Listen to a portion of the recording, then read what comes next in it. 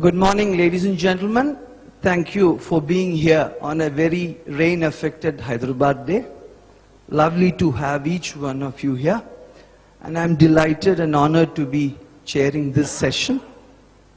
After all the introductions are being done, and with a great amount to be talked about as far as school leadership and nurturing is concerned, we have a very diverse panel. And as you can see from our dresses itself, you can see how diverse we are. What this panel would try to do is to give some thoughts, and hopefully at the end of the session all of us would be a little wiser as to what nurturing means in terms of school leadership specifically, because all of us belong to that scholastic spectrum. The panel rules would be, each speaker would get about 8 minutes, and would request the speakers to conclude within those 8 minutes. And once those 8 minutes are over, we would try to have one, at best 2 immediate questions to the panelists. And once the panel discussion, the presentations by the panelists are over, we would throw the house open for a Q&A session. And myself being from the armed forces, somebody talked about discipline. We would make our utmost endeavor to finish the session on time. Hopefully, we will have a most interesting and interactive session. At the outset, I would request the gentleman sitting to the right of me, Swami Swarupananda, to open the batting. He is the director in charge of the Chinmaya International Residential School in Coimbatore, a very well-known school which has worked extremely hard following the enduring principles of the Swamiji for holistic and spiritual learning. We have heard a great deal about the school and the successes the school has achieved in creating a very different kind of citizen for India and even for those from around the world. Ladies and gentlemen, please put your hands together for the Swamactional leadership, which is now a very common term which is being used in most places.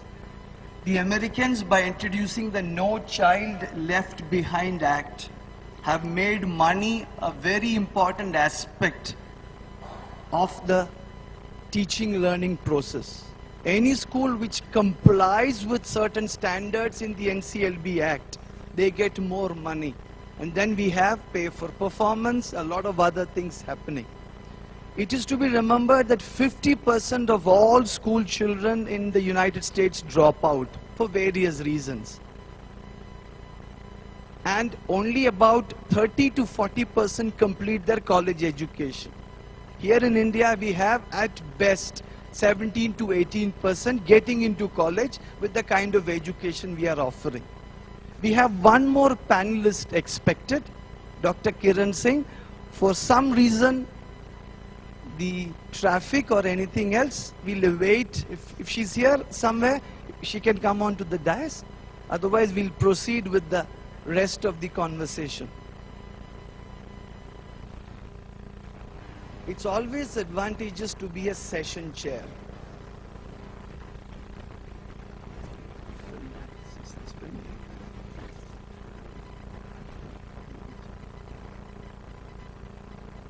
The time, tell others that you have 1 minute to go, and hopefully I can pinch some of the time which the panelists have shared it for me.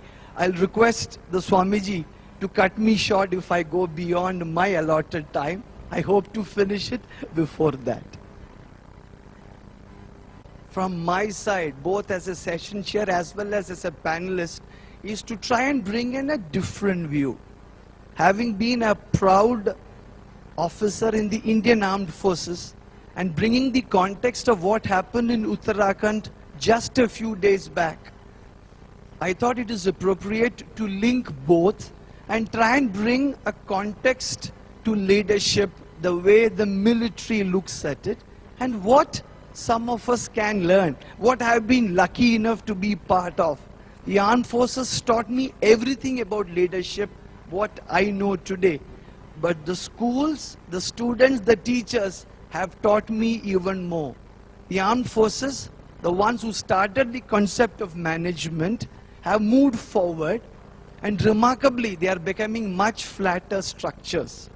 Let us see how the management, the leadership ethos of the armed forces can be brought into our methods of service, and how we can go in and create better leaders for tomorrow. It's not coming?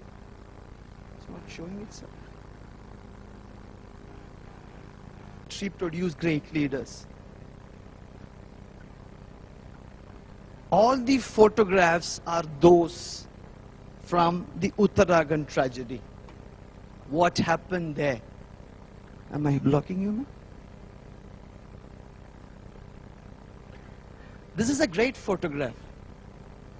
This is a human bridge made by the Jawans. The bridge has gone off.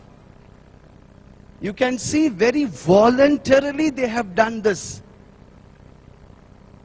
And they move forward. What is written to the left of is easy for all of you to read and understand. I found this truly moving. Having been to Kedarnath myself, how difficult the treks there are, and once these bridges etc. are washed away, how difficult it would be, and how innovatively the Jawans as well as the officers have created a human bridge. You can see people walking up.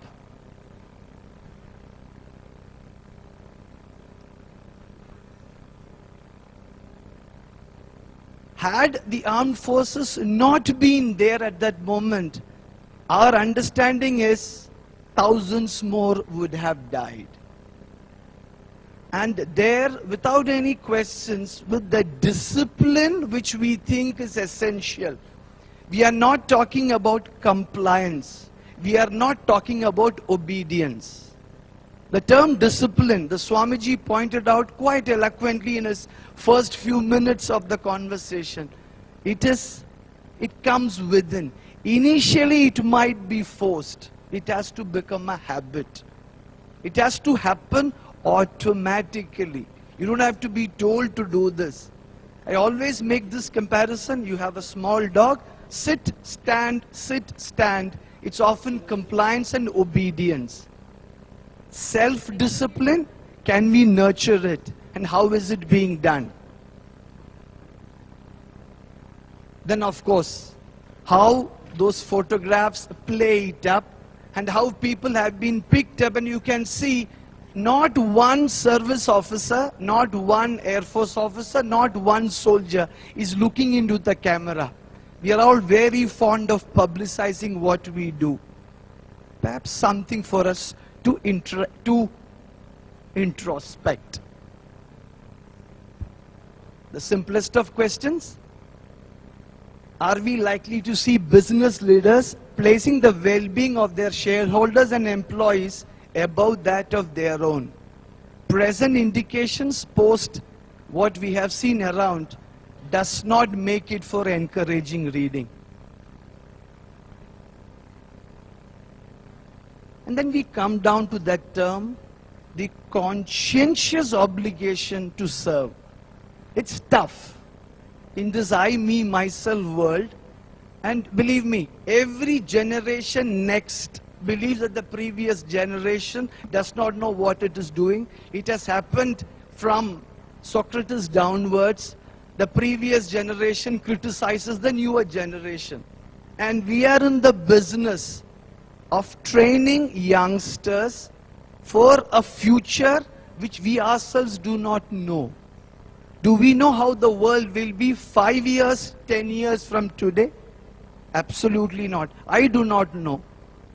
And with this background, we are taking a leap in the dark as we are preparing those leaders.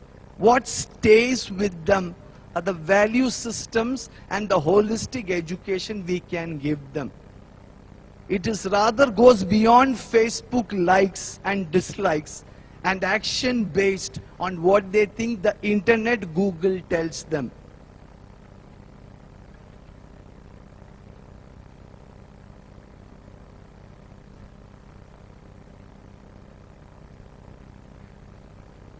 The simplest of questions. Do you find value in putting people first? The last couple of slides. The in-between part, we have tried to take it from Devdutt Patnaik's famous book, Business Sutras. We were lucky enough to have him in our school, and he spoke about the cultural aspect and how he uses mythology. He's the chief belief officer with Kishore Biani's group, and he spoke quite well. How do we link up the mythological aspects and what management is? And how do we move this forward in terms of a scholastic scenario? And the biggest challenge a school leader has today, with due apologies to the ladies in the audience, 80% of our school teachers are ladies. I run a school. Out of our 70 staff members, almost 60 of them are ladies. Do we have it in us to be able to nurture them from the cultural context in which they come from?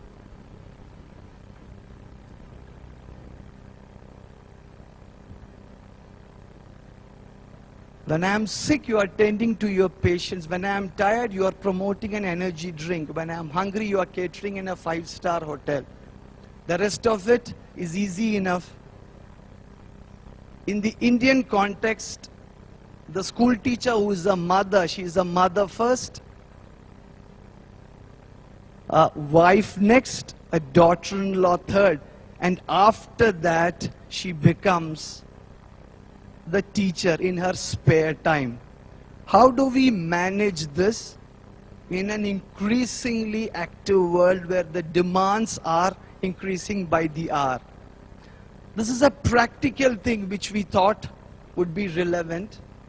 And our final slide, what goes through the mind of a teacher when, that's it, sir. That's my last slide. What goes the mind of a teacher during his or her first year in a school or in a new establishment? Are we good enough to rejuvenate them from the disillusionment they face as the system starts? This is the school I am part of, and I am extremely proud to share with you this entire presentation has been done by our teachers. I just gave them the topic. They were the ones who did it for me. And that perhaps tells you more about what those teachers want to be rather than anything else. Thank you very much for your patience.